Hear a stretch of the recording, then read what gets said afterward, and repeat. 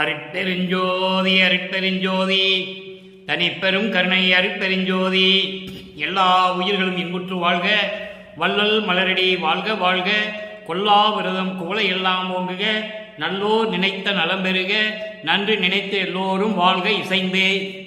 உலக மக்களே, அறிவார்ந்த அன்பர்களே, வல்லப்பம நமக்கு அருளிய திருவெட்பாவில் 3ஆம் திருமுறையில் கடைசி பதிகமான 19வது பதிகத்தில் காதல் மாட்சி என்ற பாடலுடைய விளக்கங்களை பார்த்து கொண்டிருக்கிறோம். காதல் மாட்சி மொத்தம் 10 பாடல்களை கொண்டது. ஒவ்வொரு பாடலிலும் இறைவன் மீது கொண்டுள்ள அன்பை, இறைவன் மீது கொண்டுள்ள காதலை எப்படியெல்லாம் உலக மக்களுக்கு தெரியப்படுத்துகிறார் என்பதையும், அந்த காதலுடைய சிறப்பையும் நமக்கு ஒவ்வொரு பாடலிலும் ஒவ்வொரு விதமாக அருளியிருக்கிறார்கள். காதல் மாட்சி என்பது இறைவன் தன்னுடைய மறைப்பை நீக்கிய பிறகு வல்லப்பெருமான் அவர்கள் இந்த மண்ணுக்கு வருவிக்க உற்று 9 ஆண்டுகள் கழித்து தன் மகனை ஆட்கொண்டு மறைப்பை நீக்குகிறார். மறைப்பை நீக்கிய உடனே அவர் யார் என்ற நிலை அவருக்கு புரிந்து விடுகிறது. அதன் பிறகு இறைவனை காண்பதற்காக திருவொற்றியூர் செல்லுகிறார். இறைவன் எப்படியும் இந்த வீதி வழியாக தானே பவனி வர வேண்டும் என்று சொல்லி தெருவிலை நின்று கொண்டிருக்கிறார். அப்போ இறைவன் பவனி வருகிறார். இறைவன் தன் மகனை பார்த்தவுடனே, நமது குழந்தை இறைவன் வல்லப்பெருமான் அவர்களை பார்த்தவுடனே ஓட்டம் பிடிக்கிறார், ஓடுகின்றார். ஏன் ஓடுகிறார் என்றால், இன்னும் காலங்கள் இருக்கிறது, அதற்குள்ளாகவே இவன் வந்து நிற்கிறான், அருள் வேண்டும் என்று சொல்லி நிற்கிறான் என்று சொல்லி இவர் ஓட்டம் பிடிக்கிறார். சிவபெருமான் ஓடுகிறார், மகனை பார்த்து ஓடுகிறார். இவர் அவரோடு தொடர்ந்து ஓடினா கூட அந்த ஓட்டத்தை பிடிக்க முடியாதே, இறைவன் என்னை பார்த்த பிறகு இப்படியெல்லாம் ஓடுகிறாரே என்று சொல்லி அந்த 10 பாடல்களை நமக்கு அருளியிருக்கிறார்கள். சமயங்களும் மதங்களும் மார்க்கங்களும் சார்ந்து இருந்த காலகட்டம் அது. பிரபஞ்சம் தோன்றிய காலத்திலிருந்தே இந்த சமயங்களும் மதங்களும் மார்க்கங்கள் எல்லாம் எப்படியெல்லாம் மக்களை வழிநடத்தி சென்றன, இதனால் மக்கள் எப்படியெல்லாம் துன்புற்றார்கள், துயரமடைந்தார்கள் என்பதை நாம் கண்கூடாக திருவெட்பாவிலே பார்த்து கொண்டிருக்கிறோம். சமய தலைவர்கள், மத தலைவர்கள், மார்க்கங்களுடைய தலைவர்கள் இவர்கள் எல்லாம் சேர்ந்து அதற்கான இறைவனைகளெல்லாம் உருவகப்படுத்தி அதற்கான ஆலயங்களையும் அமைத்து வழிபாட்டு முறைகளையும் அமைத்து மக்களை வழிபட செய்து விட்டார்கள். கிரேதயுகம், திரேதயுகம், துவாரயுகம், கலியுகம் முடிந்தவுடனே இந்த மார்க்கங்கள் தேவையில்லை, இந்த சமயங்கள் இனிமேல் தேவையில்லை, மதங்களும் தேவையில்லை என்ற நிலையில் அருட்பெருஞ்சோதி ஆண்டவர் சமரச சுத்த சன்மார்க்கத்தை உருவாக்கி அதை செயலாற்றுவதற்காக ஒரு மகன் வேண்டும் என்பதற்காக ஒரு தாயின் வழியாக இந்த மண்ணிலுக்கு வருவிக்க செய்தார் என்பதை நாம் திருவெட்பாவில் பார்த்து கொண்டிருக்கிறோம். வல்லப்பெருமானவர்கள் இந்த மண்ணுலுக்கு வருவிக்க உற்று இந்த சமயங்களும் மதங்களும் மார்க்கங்களும் சூழ்ந்திருந்த காலகட்டங்களில் இறைவன் தன்னை ஆட்கொண்டு மறைப்பை நீக்கிய பிறகு ஏற்கனவே இந்த 4 யுகங்களிலும் எப்படியெல்லாம் இறைவனை வணங்கினார்களோ அதுபோன்று இவரும் இறைவனை வணங்குகிறார். இது உண்மை, மறைக்க முடியாது, மறக்கவும் முடியாது. அதன் பிறகு ஏனென்றால் மகனை மக்களோடு மக்களாக இருக்க வைத்து இந்த சமயங்களிலும் மதங்களிலும் மார்க்கங்களிலும் பற்றுக்கொள்ள வைத்து அதன் பின்பு இதில் ஒன்றுமே இல்லை என்று சொல்ல வைக்கிறார். இதுதான் கான்செப்டே. வல்லபெருமான் வருவிக்கூட்ட கான்செப்டே அதான். நேரடியாக வந்து சொன்னால் யாரும் ஏற்றுக்கொள்ள மாட்டார்கள். நானும் இப்படியெல்லாம் இருந்தேன், அதன் பிறகு என் தந்தை அருட்பெருஞ்சாண்டவர் தேவையில்லை என்று சொல்லி சமரச சுத்த சன்மார்க்கத்தை என் கையில் கொடுத்து விட்டார், நானும் சுத்த சன்மார்க்கத்தை பெற்றுக்கொண்டேன் என்று சொல்லும் பொழுது இதையெல்லாம் விட சொல்லுகிறார். சமயங்களும் மதங்களும் மார்க்கங்களில் சொல்லப்பட்ட வழிபாட்டு முறைகள், சங்கற்ப விகற்பங்கள் எல்லாம் விட சொல்லுகிறார். சமரச சுத்த சன்மார்க்கத்தின் முக்கிய தடைகள் என்று சொல்லுகிறார். இது தொடங்கி எக்காலத்தும் சுத்த சன்மார்க்கத்தின் முக்கிய தடைகளாகிய சமயங்கள், மதங்கள், மார்க்கங்கள் என்பவற்றின் ஆசார சங்கற்ப விகற்பங்களும், வருணம், ஆசிரமம் முதலிய உலகாச்சார சங்கற்ப விகற்பங்களும் எங்கள் மனதில் பற்றா வண்ணம் அருள் செய்தல் வேண்டும். ஆக அந்த நிலையில் இருக்கும்போது இறைவன் வேண்டி எப்படி வரங்களை பெற்றுக்கொண்டார், எப்படி அருளை பெற்றுக்கொண்டார், எப்படி இறைவனானார் என்பதை 6ஆம் திருமுறையில் இந்த பாடலுக்கு விளக்கம் உண்டு. அதை தான் பார்த்து கொண்டிருக்கிறோம். 1ஆம் திருமுறையிலிருந்து 4ஆம் திருமுறையில் இருக்கிற பாடல்களுக்கு விளக்கம் 6ஆம் திருமுறை. நன்றாக நீங்கள் மனதில் வைத்துக் கொள்ள வேண்டும். 6ஆம் திருமுறை என்பது இறைவனிடம் அவர் பெற்ற அனுபவங்களை உலக மக்களுக்கு சொல்லுவது.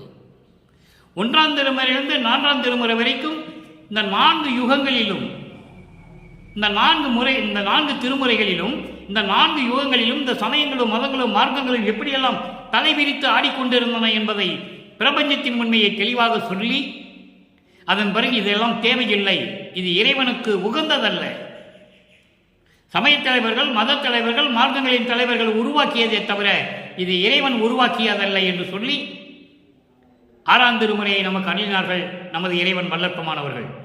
சாதி மதமும் சமயமும் பொய் என ஆதியில் உணர்த்திய அருட்பெருஞ்சோதி. சாதி மதமும் சமயமும் காணா ஆதியானாதையாம் அருட்பெருஞ்சோதி. இது அருட்பெருஞ்சோதி அகவல். ஞானசரியிலே சொல்லுவார், பொறித்த மதம் சமயம் எல்லாம் பொய்யே, அவற்றில் புகுதாதே, சிவம் ஒன்றே பொருள் என கண்டறிமேன். சிவம் என்பது அருட்பெருஞ்சோதி, அவர்தான் கடவுள், அவன்தான் பொருள் என்று சொல்லுகிறார். அருட்பெருஞ்சோதி தான் கடவுள், மீது எல்லாம் பொய் என்று சொல்லுகிறார். அதே ஞானசரியிலே சொல்லுவார், உடைந்த சமயக்குழி நின்று எழுந்து உணர்வின் அழியா ஒரு திருநெறியாம் சன்மார்க்க ஒரு பெருநெறியாம் சன்மார்க்க திருநெறி பெற்று வந்தேன். கொடிப்பாட்டிலே சொல்லுவார், வெறிக்கும் சமயக்குழியில் விளைந்தேன், தன்னை விழாத வகை மறித்து ஒரு பேரறிவளித்த வள்ளல் கொடி என்று சொல்லுவார். என்னை ஈன்றெடுத்த ஞானக்கொடி என்று சொல்லுவார். என்னை பெற்றெடுத்த தந்தையை என்று சொல்லுவார். ஆன்ற சன்மார்க்கம் அணிவரை என்னைத்தான் ஈன்று இனி அமுதளித்த நற்றாயை என்று சொல்லுவார். அப்படி நிலையில் இருக்கின்றவர் வல்லற்பமானவர்கள் என்பதை நான் பதிவு செய்ய கடமைப்பட்டிருக்கிறேன். இப்போ இந்த பாடலுடைய கடைசி பாடல் 10வது பாடல், 3ஆம் திருமுறைய கடைசி பதிகம் 10வது பாடல். பாடலை நன்றாக கவனியுங்கள். அதன் பின் சமயங்களும் மதங்களும் மார்க்கங்களும் இல்லாத சமரச சுத்த சன்மார்க்கத்தை பெற்ற பிறகு இந்த திருவொற்றியூர் இறைவன் தியாகராஜ பெயர் கொண்ட இறைவன் எல்லாம் எப்படி அருட்பெருஞ்சோதி ஆகிறார் என்பதை நீங்கள் உன்னித்து கவனிக்க வேண்டும். இறைவனை மாறுகிறார். சமயங்களும் மதங்களும் இனிமேல் தேவையில்லை என்று சொல்லி இறைவனை மாறுகிறார். அதை நீங்கள் நன்றாக புரிந்து கொள்ள வேண்டும். இப்போ பாடலை பாருங்க. 10வது பாடல் காதல் மாட்சி, 3ஆம் திருமுறை. மடையார் வாழை வயல் ஒற்றி வள்ளல், மடையார் வாழை வயல் ஒற்றி வல்ல பவனிதனை காண அடையாது மகிழ்வினோடு வந்தால், அம்மா நமது விடயமெல்லாம் படையால் கவர்ந்து நம்மை திரும்பி பார்க்காது ஓடுகின்றார். இறைவன் மகனை பார்த்து ஓடுகின்றான். இவனிடம் சிக்கக்கூடாது, சிக்கிவிட்டால் நாம் மாட்டிக்கொள்ளுவோம். இவனுக்கு முன்பருவம் பின்பருவம் காட்டிதானே அருளை தர வேண்டும். இவன் இப்போதே வந்து நிற்கிறானே என்று சொல்லி மகனை பார்த்து, அதாவது நமது இறைவன் வல்லற்பமானை பார்த்து, குழந்தை இறைவனை பார்த்து அப்பா சிவபெருமான் ஓடுகிறார். இது சமயங்களையும் மதங்களையும் மார்க்கங்களையும் சார்ந்த நிலையில் தியாகராஜ பெருமான் என்று சொல்லுவார். சமயங்களும் மதங்களும் மார்க்கங்களும் இல்லாத நிலையான சமரச சுத்த சன்மார்க்கம் வரும்போது அருட்பெருஞ்சோதி என்று சொல்லுவார். நன்றாக கவனிக்கணும். நீங்க அம்மா நமது விடயமெல்லாம் படையால் கவர்ந்து நம்மை திரும்பி பாராது ஓடுகின்றார். நாம் உடையாது ஓடினாலும் அவர் ஓட்டம் பிடிக்க ஒண்ணாதே.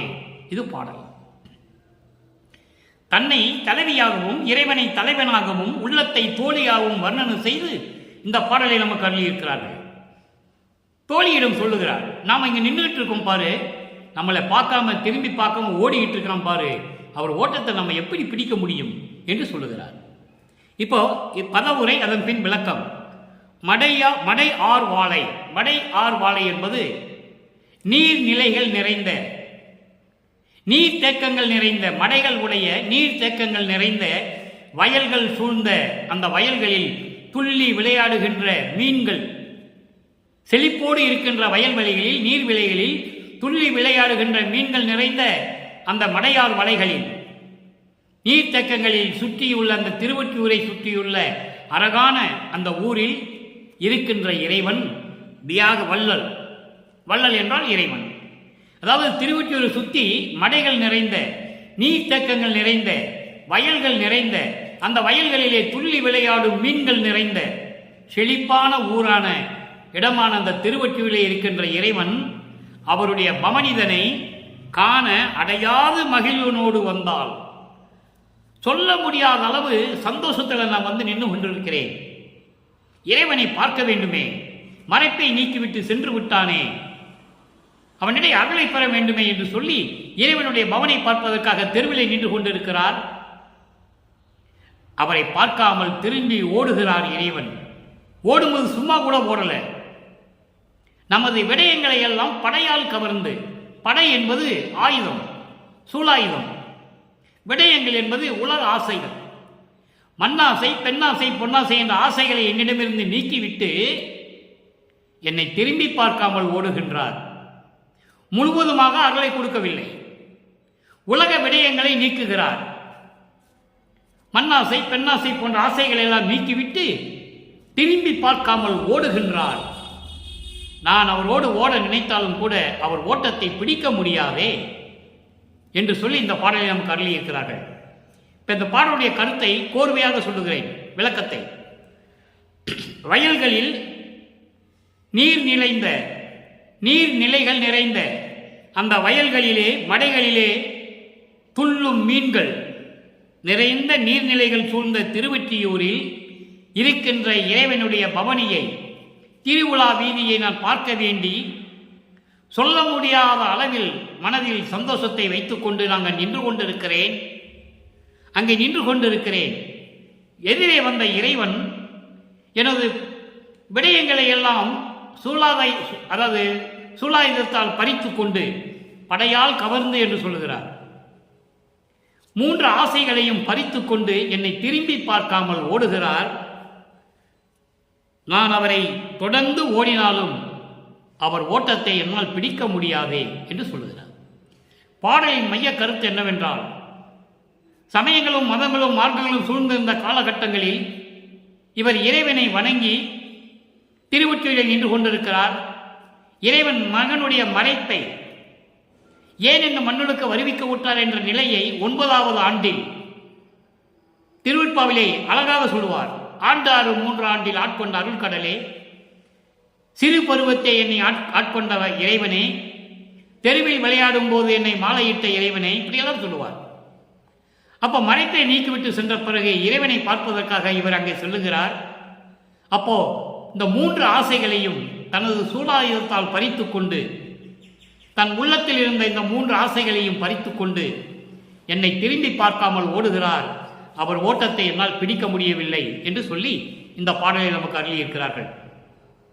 அதன் பிறகு 12வது ஆண்டில், இது 9வது ஆண்டில் நடந்து கொண்டிருக்கிறது. அதன் பிறகு 12வது ஆண்டில் வந்து மறுபடியும் மகனை ஆட்கொண்டு அருளை கொடுக்கிறார்.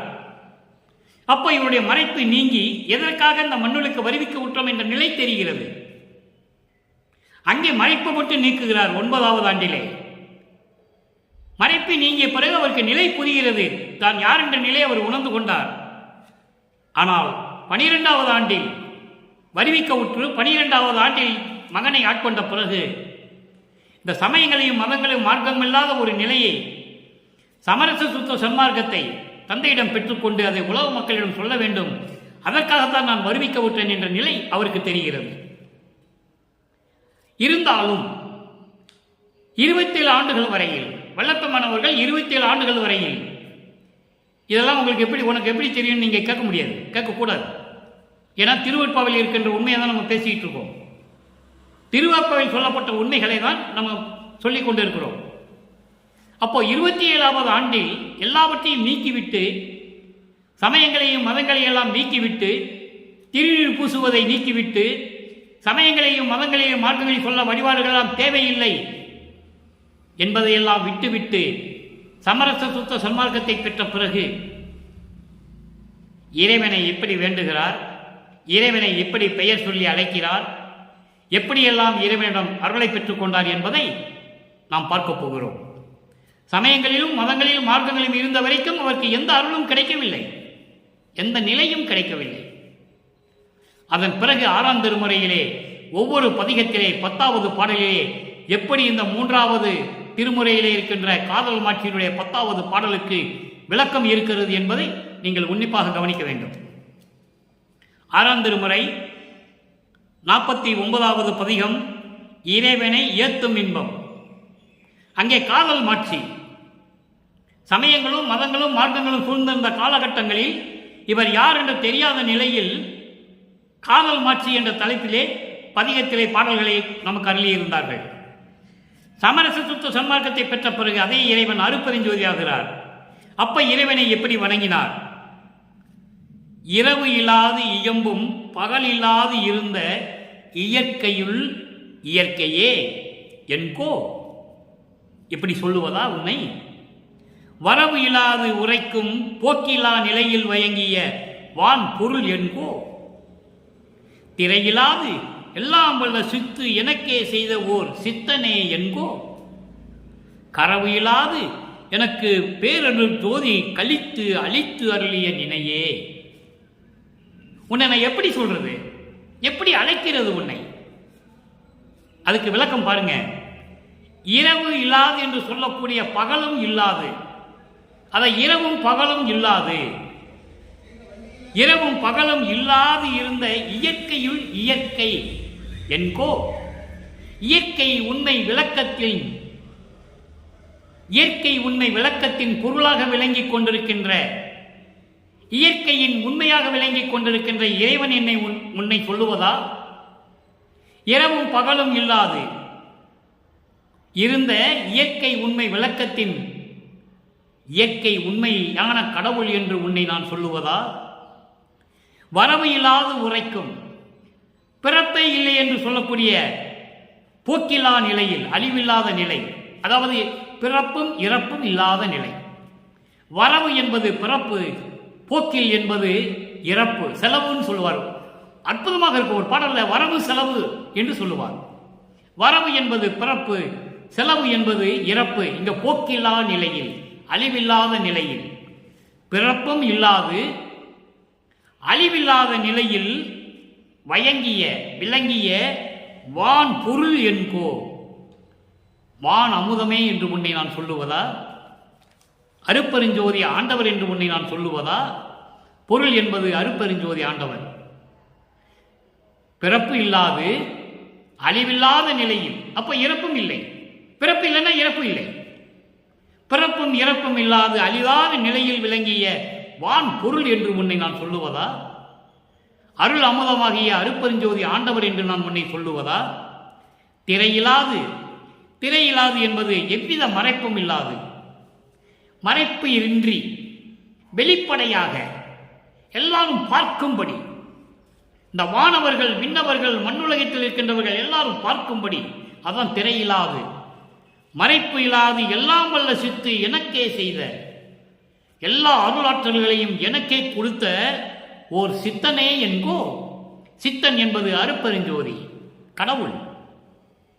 இதைதான் திருவந்தியாரில் சொல்லுவார். கடைசி பாடல் 10வது பாடலில் சொல்லுவார். 10வது பாடலில் சொல்லுவார். அற்புதமாக இருக்கும். அதெல்லாம் வெளியே யாரும் இந்த பிரபஞ்சத்தில் சொன்னதே இல்லை. முத்தியை பெற்றேன், அம்முத்தியினால் ஞான சித்தியை உற்றேன். முத்திக்கு அப்புறம் ஒரு நிலை இருக்கிறது.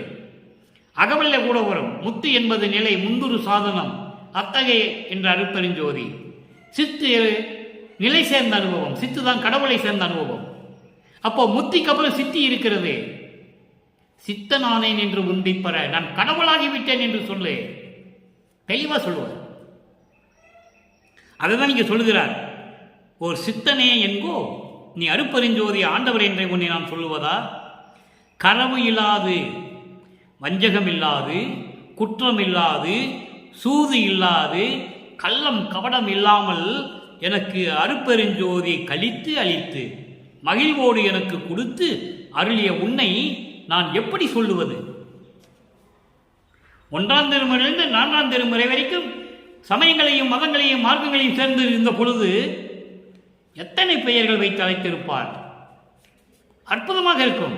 அவற்றையெல்லாம் நீக்கிவிட்டு இறைவன் ஒருவன் தான், அவன் பெயர் அருட்பெருஞ்சோதி தான் என்ற நிலை வரும்போது இந்த பாடலை நமக்கு அருளி இருக்கிறார்கள்.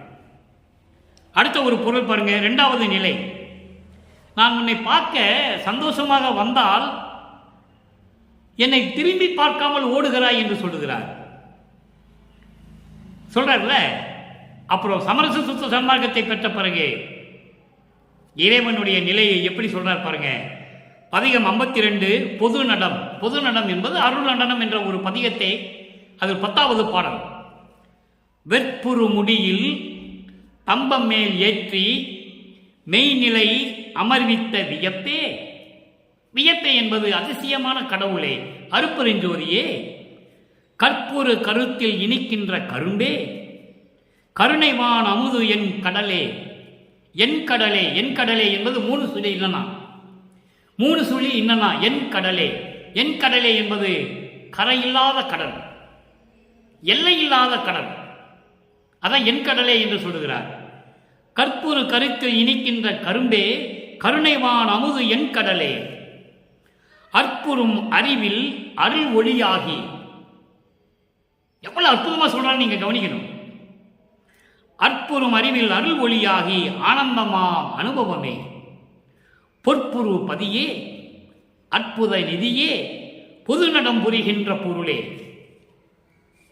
இந்த 4 யுகங்களிலுமே, சமயங்களிலும் மதங்களிலும் மார்க்கங்களிலும் சிக்கிக்கொண்டு இந்த மக்கள் எப்படியெல்லாம் துன்பப்பட்டார்கள், துயரப்பட்டார்கள் என்பதை 1ஆம் திருமுறையிலிருந்து 4ஆம் திருமுறை வரைக்கும் நமக்கு சொல்லிவிட்டு அதன் பிறகு சொல்லுகிறார், இதெல்லாம் தேவையில்லை.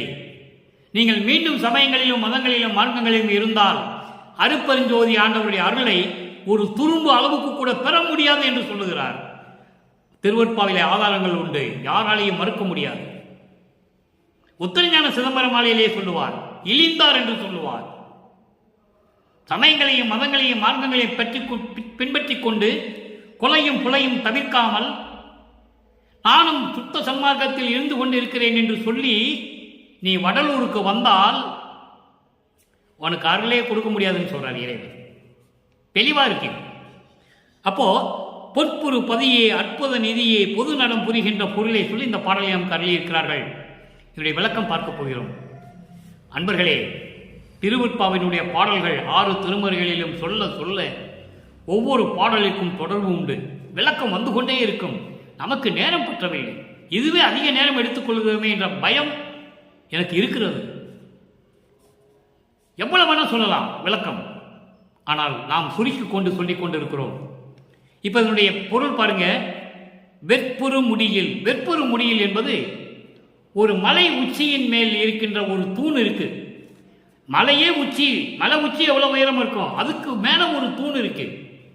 அந்த கல் தூண் மேல ஏறி, அந்த தூண் மேல ஏற்றி மெய்நிலை அமர்வித்த வியப்பே. உலகியல் விளக்கம் என்னவென்றால், மலை மேல ஒரு தூண் இருக்கு, அந்த தூண் மேல என்னை ஏற்றி எனக்கு மெய்நிலை கொடுத்த இறைவனே என்று சொல்லுவார்கள். இங்க அப்படி அல்ல. சமரச சுத்த சன்மார்க்கம் என்பது வெற்புற மலை, பெரிய மலை. சமரச சுத்த சன்மார்க்கத்தில் இருந்து கொண்டு இந்த பிரபஞ்சத்தில் யாரும் ஏற முடியாத நிலை. சுத்த சன்மார்க்கத்தை யாரும் பின்பற்றியதில்லை. 4 யுகங்களிலுமே யாரும் இல்லை. தசாமார்க்கம், சற்புத்திர மார்க்கம், சகமார்க்கம், சமய மார்க்கம், இப்படி மார்க்கங்களிலே இருந்த தலைவர்கள் தான் உண்டு. திருஞான சம்பந்தர் சற்புத்திர மார்க்கம், தாசமார்க்கம் திருநாவுக்கரசர், சுந்தரன் சகமார்க்கம், வாதவூரான் என சொல்லப்படுகின்ற மாணிக்கவாசகர் சமய மார்க்கம். யாரும் சுத்த சன்மார்க்கத்தில் இல்லை. அப்போ அந்த பிரபஞ்சத்தில் யாரும் அடைய முடியாத நிலையாகிய சமரச சுத்த சன்மார்க்கம் என்னும் மலையின் உச்சியில் என்னை ஏற்றி, அங்கே தம்பம் மேல் ஏற்றி, அந்த தம்பம் என்பது மேல்நிலை, சிவநிலை, அதுதான் 16வது நிலை. அதைதான் தம்பம் என்று சொல்கிறார். தம்பம் என்றால் ஒரு தூண், கல் தூண். அது மேல் ஏற்றி, சிவநிலைக்கு ஏற்றி 16வது நிலை, ஞானத்தில் ஞானம், அந்த நிலையில் எனக்கு ஏற்றி மெய்நிலை அமர்வித்த, மெய்நிலை அமர்வித்த கடவுள் நிலையில் என்னை அமர்த்திய வியப்பே. அதிசயமான கடவுளே, வியக்கும்படியாக இருக்கின்ற அருட்பெருஞ்சோதி ஆண்டவரே, கற்புறு கருத்தில். கற்புறு கருத்தில் என்பது ஒருமை உணர்வு, ஒத்த கருத்து உடையவர்கள், சமரச சுத்த சன்மார்க்க நிலை. அதான் கற்புறு கருத்தில் என்று சொல்கிறார். சமரச சுத்த சன்மார்க்க அந்த நிலையில் இருந்து கொண்டு அதை உள்ளத்தில் ஒருமை உணர்வோடு நினைத்து கொண்டு இனிக்கின்ற கரும்பே, கரும்பு போன்ற இருக்கின்ற இறைவனே. எப்படி சொல்ற பாருங்க சமரச சுத்த சன்மார்க்கத்தை. சமரச சுத்த சன்மார்க்கத்தை மனதில் வைத்துக் கொண்டு உள்ளத்தில் இருக்கின்ற அந்த ஒருமைப்பாட்டோடு, ஒருமை உணர்வோடு, ஆன்மநேய ஒருமை உணர்வோடு என் உள்ளத்தில் இணைக்கின்ற கரும்பே, கருணைவான் அமுது, கருணைவான் அமுதத்து என் கடலே, கருணை என்னும் அருள் அமுதும் இருக்கின்ற கரையில்லா கடலே, கரையில்லா கடலே, கருணை கடலே, கரையில்லாத கருணை கடலே என்று சொல்லுகிறார். அருள் அமுதம் ததும்பிக் கொண்டிருக்கின்ற கரையில்லாத எல்லையில்லாத கருணை கடலே, அருட்பெருஞ்சோதி ஆண்டவரே, அற்புறும் அறிவில், அற்புறும் அறிவில் என்பது அறிவில் பேரின்பமாகி மெஞ்ஞான அறிவாகி, அதான் அற்புறும் அறிவு, பேரின்பமான அறிவு, மெஞ்ஞான அறிவில் அருள் ஒளியாகி அருட்பெருஞ்சோதி ஆகி ஆனந்தமாம் அனுபவமே, ஆனந்தமாக இருக்கின்ற அனுபவமுள்ள அருட்பெருஞ்சோதி ஆண்டவரே, அதான் சிவ அனுபவம் என்று சொல்லுவார். இங்கே ஆனந்தமாம் அனுபவம் என்று சொல்லுகிறார். ஒரு இடத்திலே சிவ அனுபவம் என்று சொல்லுவார் அருட்பெருஞ்சோதி ஆண்டவரை. அப்படிப்பட்ட இறைவனே பொற்புரு பதியே, பொற்புரு பதியே என்பது பொன்மயமாகி பொன் போன்று ஒளிந்து கொண்டிருக்கின்ற பொன் தேகம் கொண்ட சுத்த தேகம் கொண்ட இறைவனே, அற்புத நிதியே, அற்புதமான அருளை கொண்ட அருள் செல்வமே, நிதி என்பது அருள் செல்வம், அற்புத நிதியே, அற்புதமான அருள்களை கொண்டுள்ள அருள் செல்வமே, பொது நடம் புரிகின்ற பொருளே, அருள் நடனம் செய்து கொண்டு அருளாட்சி புரிந்து கொண்டிருக்கின்ற அருட்பெருஞ்சோதி ஆண்டவரே என்று சொல்லி இந்த பாடலை நமக்கு அருளியிருக்கிறார்கள். அடுத்து மூன்றாவது நிலை. மூன்றாவது நிலை, இறைவன் எப்படி தன்னை நோக்கி வந்து தன்னிடம் வந்து எப்படியெல்லாம் அருளை கொடுத்தார். அங்கே மகனை பார்த்து ஓடுகிறார். 3ஆம் திருமுறையிலே சாலை ஓரத்திலே நின்று கொண்டிருந்த மகனை பார்த்து ஓடுகிறார் சிவபெருமான். இவங்கிட்ட மாட்டான் விடமாட்டான்னு அவருக்கு தெரியும். ஏன்னா இன்னும் காலங்கள் இருக்கு, 51 வருடங்கள் இருக்கு. இப்போ 9வது ஆண்டு தான் ஆகுது. இது கடையில் அவன்கிட்ட நம்ம மாட்டிட்டோம்னா திமிர முடியாது, பதில் சொல்ல முடியாது. ஏன்னா இங்கே எப்படி இருக்கணும்னு சொல்லி ஒப்பந்தம் போட்டு தான் அங்கேருந்து வராங்க. திருவுற்பாவில் இருக்கு. மண்ணுலகம் வருவதற்கு முன்னாலே விண்ணுலகத்தில் எப்படி இருந்தாரு, அங்கே எப்படி ஒப்பந்தமாச்சு, அதெல்லாம் இருக்கு, பாட்டில் இருக்கு. அப்போ இதை வச்சுக்கிட்டு இவன் நம்மளை விடமாட்டான், பிடிச்சிக்குவான்னு சொல்லி இவர் ஓடுறாரு. அப்படி ஓடுகின்ற இறைவன் சமரச சுத்த சன்மார்க்கத்தை தன் மகனிடம் கொடுத்த பிறகு எப்படி தானா வர்றாரு பாருங்க. அற்புதமான நிகழ்வு. இறை இன்ப குலைவு 56வது பதிகம். இறை இன்ப குலைவு என்பது இறைவனிடம் பெற்ற பேரின்பத்தை உள்ள நெகிழ்ச்சியோடு உலக மக்களுக்கு சொல்லுவது.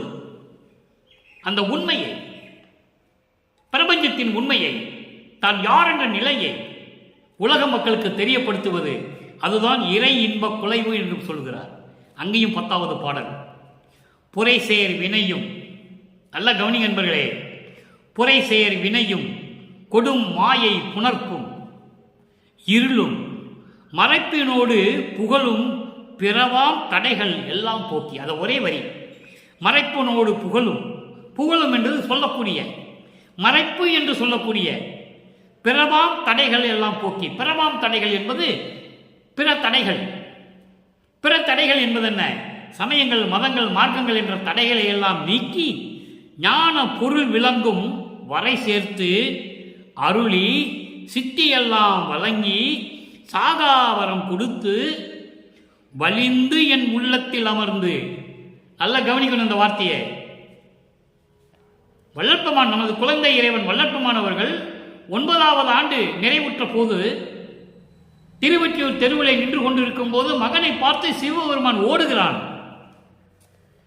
இங்கே மகனுக்கு வலிய வந்து, தானா வந்துதான் ஆகணும். வேற வழி இல்லை, வந்துதான் ஆகணும். ஏன்னா 51 ஆண்டுகள் நிறைவேற போச்சுன்னா இந்த எல்லாமே அவருக்கு மகனுக்கு கொடுத்தாகணும். அப்போ வலிய வந்துதான் ஆகணும். வலிந்து என் உள்ளத்தில் அமர்ந்து என் உயிரில் கலந்து மகிழ்ந்து வாழ்கின்றாய்.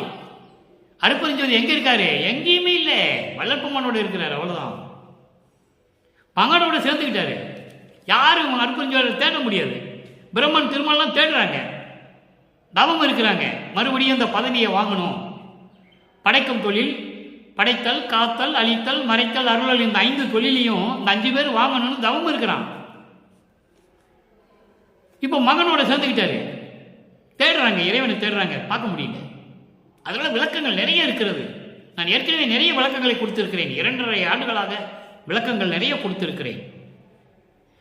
சாகாவரம் கொடுத்து வலிந்து என் உள்ளத்தில் அமர்ந்து உயிரில் கலந்து மகிழ்ந்து வாழ்கின்றாய். பறைசேர் வெளியில் பதியாய் அப்பால் மேல்வெளியில் விளங்கும் சித்த பதியே சிறியேன் பாடலுக்கு பரிசு விரைந்தே பாலித்த அரசே அமுதம் எனக்களித்த அம்மே. இந்த வரியை நீங்க நல்லா கவனிக்கணும். அமுதம் எனக்கு அளித்த அம்மே. வடிவுடை மாணிக்க மாலையில சொல்லுவார். அதை பசியோட படுத்திருக்கிறார், மகன் பசியோடு இருக்கிறார் என்று சொல்லி அருப்பெருஞ்சோதி வடிவுடை மாணிக்கம் அந்த அம்மையுடைய உருவிலே வந்து அமுதம் அளிக்கிறார். அற்புதமான வரி.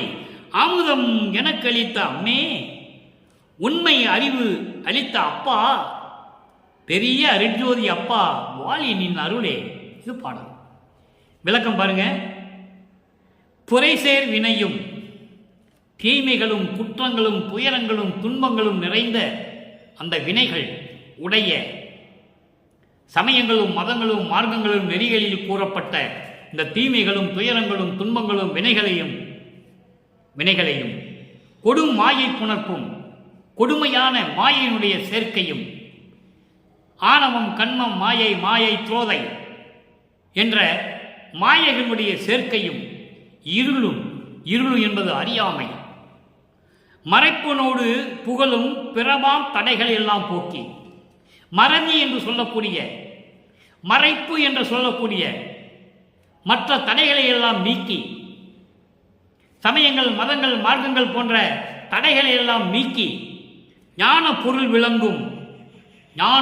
விளங்கும் மெஞ்ஞானம் விளங்கக்கூடிய வரை சேர்த்து என்றால் எல்லாவற்றையும் எனக்கு கொடுத்து அருளி சித்தியெல்லாம் வழங்கி எல்லா அருளையும் வழங்கி சாகா வரம் கொடுத்து எவ்வளவு சொல்றார் பாருங்க. எவ்வளவு எளிமையாக சொல்றார் உலக மக்களுக்கு புரியும்படி. இதை கூட மக்களிடம் யாரும் சொல்லவில்லை.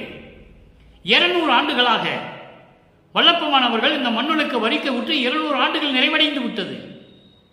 200 ஆண்டுகளாக வள்ளல் பெருமானுடைய இறைநிலையை, இறைவனம் எப்படியெல்லாம் அருளை பெற்றுக் கொண்ட நிலையை யாருமே சொல்லவில்லை.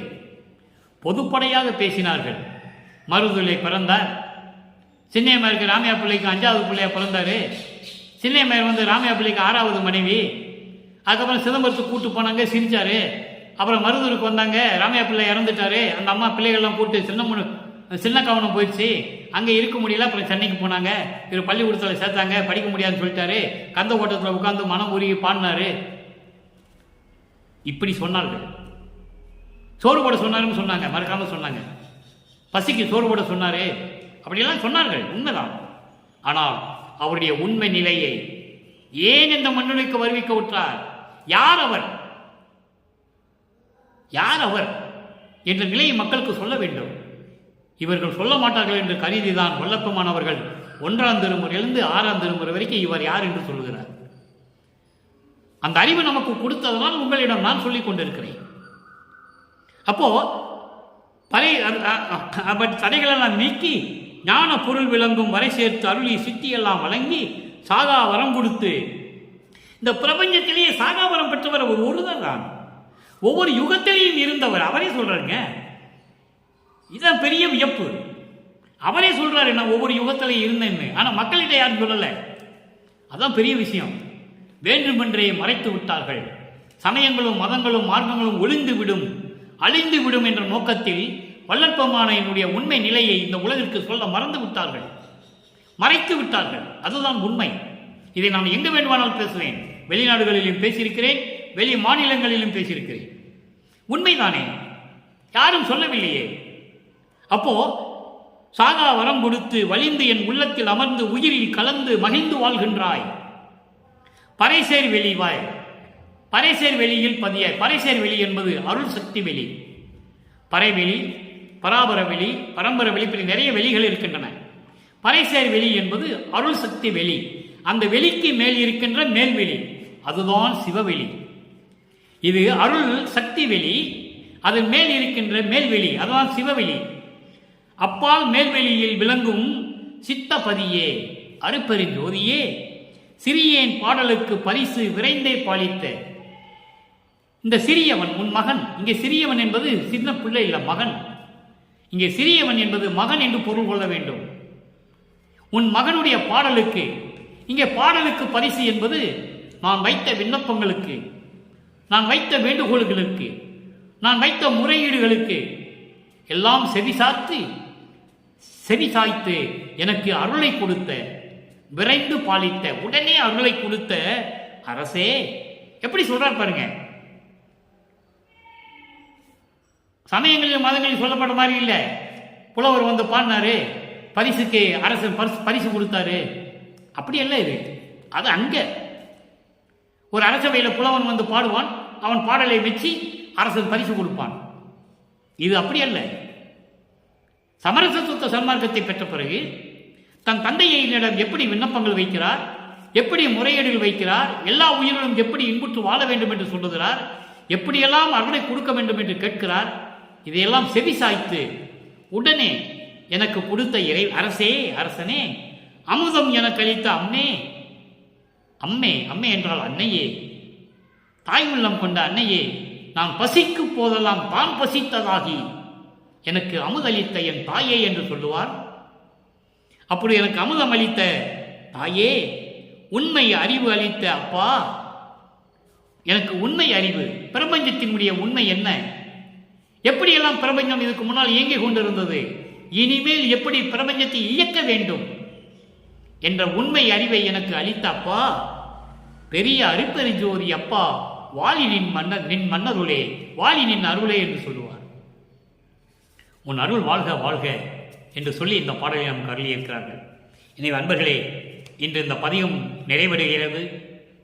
10 பாடல்களிலும் இறைவன் எப்படி 3ஆம் திருமுறையிலே இறைவன் மகனை பார்த்து சிவபெருமான் எப்படி ஓடுகிறார் தெருவழியாக என்பதையும், அதன் பிறகு சமரச சுத்த சன்மார்க்கத்தை பெற்ற பிறகு அதே இறைவன் வழியே வந்து தன் மகனை ஆட்கொண்டு எப்படியெல்லாம் அருளை கொடுத்து இந்த பிரபஞ்சத்தை இயக்கக்கூடிய சக்தியை கொடுத்தார் என்பதையும் நாம் பார்த்து விட்டோம்.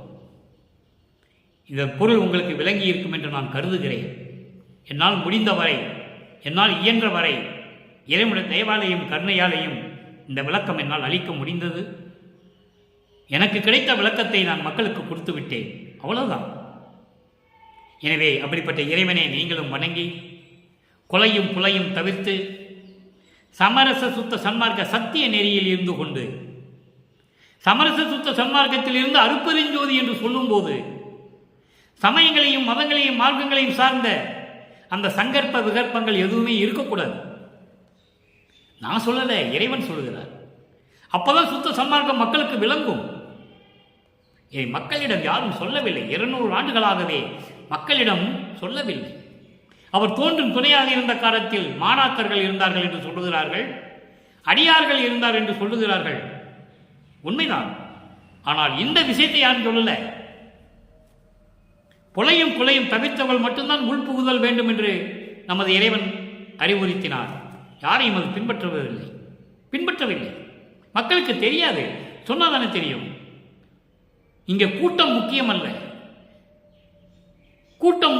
எவ்வளவு கூட்டம் இங்கே வருகிறது என்பது முக்கியமல்ல, எத்தனை பேர் இறைவனை அவர்களை பெற்று சென்றார்கள் அதுதான் முக்கியம்.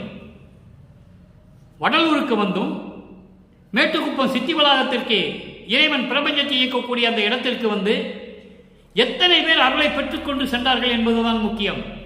எத்தனை பேர் வந்தார்கள் என்பது முக்கியமல்ல. அது இறைவனை சொல்லுகிறார். கூட்டம் எனக்கு தேவையில்லை என்று சொல்லுகிறார். சமரச சுத்த சன்மார்க்கத்தை உணர வேண்டும்.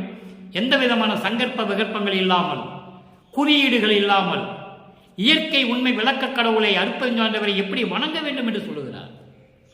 ஊதுபத்தி இருக்கக்கூடாது, கற்பூரம் இருக்கக்கூடாது, குத்து விளக்கு இருக்கக்கூடாது, திருநீர் இருக்கக்கூடாது, தேங்காய் பழம் உடைக்கக்கூடாது, பழங்கள் வைக்கக்கூடாது.